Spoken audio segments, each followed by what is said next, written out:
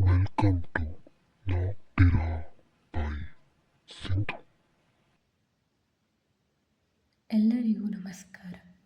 ನನ್ನ ಹಾರರ್ ಕಥೆಗಳ ಲೋಕಕ್ಕೆ ನಿಮಗೆ ಸ್ವಾಗತ. ಇಂದು ನಾನು ಹೇಳಲು ಹೊರಟಿರುವ ಕಥೆ ಶಿವಮೊಗ್ಗದಲ್ಲಿ ನಿಜವಾಗಿ ನಡೆದದ್ದು. ಕೇಳಿ ಆನಂದಿಸಿ. ಶಿವಮೊಗ್ಗದ ಹಳೆ ಬಸ್ ಸ್ಟ್ಯಾಂಡ್ ಈಗ ಜನರಿಂದ ತುಂಬಿರುವ ಜಾಗ ಅಲ್ಲ. ಹೊಸ ಬಸ್ ಸ್ಟ್ಯಾಂಡ್ ಬಂದ ಮೇಲೆ ಇದು ನಿಧಾನವಾಗಿ ಮೌನಕ್ಕೆ ಸರಿಯಿತು. ಡೇ ಟೈಮ್ನಲ್ಲಿ ಮಾತ್ರ ಕೆಲವರು ಬೇಗ ತಲುಪಲು ಬಳಸೋ ಜಾಗ. ಆದರೆ ರಾತ್ರಿ ಅಲ್ಲಿ ಗಾಳಿ ಕೂಡ ಬೇರೆ ರೀತಿ ಉಸಿರಾಡ್ತದೆ ಅಂತ ಹೇಳ್ತಾರೆ. ಈ ಕಥೆ ನನಗೆ ಹೇಳಿದ್ದು ಅಲ್ಲಿ ನಿವಾಸಿಯಾದ ನನ್ನ ಸ್ನೇಹಿತೆ ಅಂಜಲಿ. ಇದು ಅವರ ತಾತನ ಸ್ವಂತ ಅನುಭವದ ಕಥೆ. ಅವರ ಹೆಸರು ರಂಗಪ್ಪ. ರಂಗಪ್ಪನಿಗೆ ಆಗ ಸುಮಾರು 50 ವರ್ಷ. ಅವರಿಗೆ ರಾತ್ರಿ 10 ಗಂಟೆಯಿಂದ ಬೆಳಿಗ್ಗೆ 5 ತನಕ ಹಳೆ ಬಸ್ ಸ್ಟ್ಯಾಂಡ್ ನೋಡ್ಕೊಳ್ಳೋ ಕೆಲಸ ಕೊಟ್ಟಿದ್ರು. ಮೊದಲು ಕೆಲವು ದಿವಸ ಎಲ್ಲ ಮಾಮೂಲಾಗಿ ಇತ್ತು. ಆದರೆ ಒಂದು ರಾತ್ರಿ ಅಂಥ ಧೈರ್ಯವಂತರ ಇದೆಯೇ ನಡುಗಿಸುವಂಥ ಘಟನೆ ನಡೆಯಿತು. ಆ ದಿನ ಎಂದಿನಂತೆ ಸುಮಾರು 10 ಗಂಟೆಗೆ ರಂಗಪ್ಪ ಅವರು ಕೆಲಸಕ್ಕೆ ಹಾಜಿದ್ರು. ಎಲ್ಲ ಲೈಟ್ಸ್ ಆಫ್ ಆಗಿ ಇತ್ತು. ಒಂದು ಮೂಲೆಯಲ್ಲಿ ಮಾತ್ರ ಮಂಕು ಬೆಳಕು. ಆವಾಗ ಠಪ್ ಠಪ್ ಠಪ್ ಪ್ಲಾಟ್ಫಾರ್ಮ್ ನಂಬರ್ 3 ಕಡೆಯಿಂದ ಹೆಜ್ಜೆಗಳ ಶಬ್ದ. ರಂಗಪ್ಪ ತಲೆ ಎತ್ತಿ ನೋಡ್ತಾರೆ. ಇಷ್ಟೊತ್ತಿಗೆ ಯಾರಿರಬೇಕು ಅಂದ್ಕೊಂಡು ಟಾರ್ಚ್ ಹಿಡ್ದಲ್ಲಿ ಹೋಗ್ತಾರೆ. ನೋಡಿದರೆ ಯಾರೂ ಇಲ್ಲ. ಪ್ಲಾಟ್ಫಾರ್ಮ್ ಖಾಲಿ. ಬಸ್ ಇಲ್ಲ, ಜನರಿಲ್ಲ. ಹಳೆ ಬಸ್ ಸ್ಟ್ಯಾಂಡ್ಗೆ ಇಷ್ಟೊತ್ತಿಗೆ ಯಾರು ತಾನೇ ಬರಬೇಕು ಅಂದ್ಕೊಂಡು ವಾಪಸ್ ಹೋಗ್ತಾರೆ. ಆದರೆ ಅವರು ವಾಪಸ್ ಬಂದು ಕುರ್ಚಿಯಲ್ಲಿ ಕುಳಿತ ತಕ್ಷಣ ಠಪ್ ಠಪ್. ಈ ಸಲ ಸ್ವಲ್ಪ ಹತ್ತಿರದಲ್ಲೇ ಕೇಳುತ್ತೆ. ಆದರೂ ಧೈರ್ಯ ಮಾಡಿ ಆ ರಾತ್ರಿನ ಹೇಗೋ ಕಳೀತಾರೆ. ಮಾರನೇ ದಿನ ರಾತ್ರಿ ರಂಗಪ್ಪ ಮತ್ತೆ ಬಂದಾಗ ಅವರಲ್ಲೊಂದು ಅಸಹಜ ಭಯ ಎದ್ದು ಕಾಣ್ತಿತ್ತು. 12 ಗಂಟೆ ಆಗಿತ್ತು. ಈ ಬಾರಿ ಹೆಜ್ಜೆಗಳ ಶಬ್ದ ಮಾತ್ರ ಅಲ್ಲ, ಯಾರೋ ನಡ್ಕೊಂಡು ಅವರಿದ್ದಲ್ಲಿ ಬರೋ ಹಾಗಾಗ್ತಿತ್ತು. ರಂಗಪ್ಪ ಧೈರ್ಯ ಮಾಡಿ ತಿರುಗ್ತಾರೆ. ಟಾರ್ಚ್ ಆನ್ ಮಾಡಿ ನೋಡ್ತಾರೆ. ಹಠಾತ್ ಕಂಡಕ್ಟರ್ ಸೀಟಿ ಹಾಕೋ ಶಬ್ದ. ರಂಗಪ್ಪ ಬೆಚ್ಚಿ ಬೀಳ್ತಾರೆ. ಆ ಶಬ್ದ ಅವರಿಗೆ ಚಿರಪರಿಚಿತ. ಅವರು ಯೌವನದ ದಿನಗಳಲ್ಲಿ ಇದೇ ನಿಲ್ದಾಣದಲ್ಲಿ ಕೆಲಸ ಮಾಡಿದ ಕೇಳಿದ ಶಬ್ದ. ಅವ್ರು ಕೂಗ್ತಾರೆ, ಯಾರಲ್ಲಿ?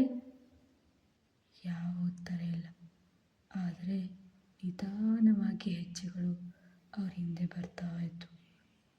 ಅವನು ತಿರುಗಿ ನೋಡಲು ಧೈರ್ಯನೂ ಮಾಡದೆ ಸೀದಾ ಮನೆ ಕಡೆ ಹೋಗ್ಬಿಡ್ತಾರೆ.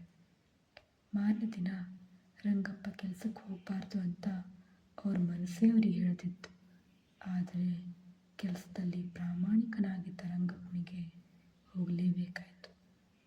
ಆವಾಗ ಸುಮಾರು 12-15. ಯಾರೋ ಜೀವ ಹೋಗೋ ಥರ ಕಿಟಾರ್ ಅಂತ ಕಿಚ್ಚು ಶಬ್ದ. ತಕ್ಷಣ ಓಡಿ ಹೋಗಿ ರಂಗಪ್ಪ ಅಲ್ಲಿ ನೋಡ್ತಾರೆ.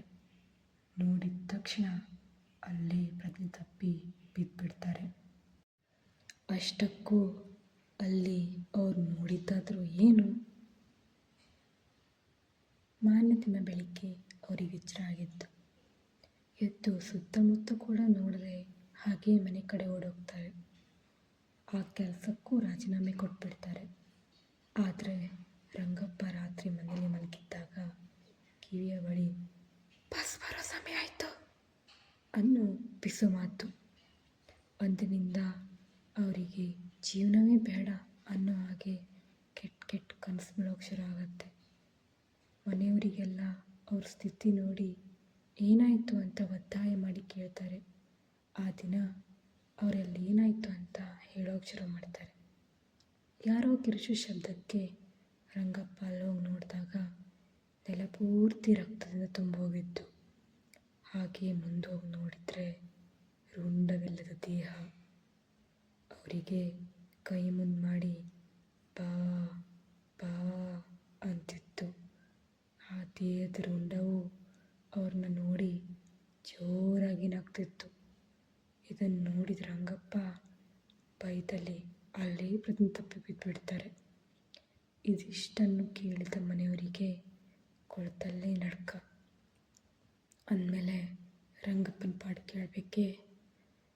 ರಂಗಪ್ಪನ ಪರಿವಾರ ಅವನನ್ನು ಆಂಜನೇಯನ ಗುಡಿ ಕರ್ಕೊಂಡು ಹೋಗ್ತಾರೆ.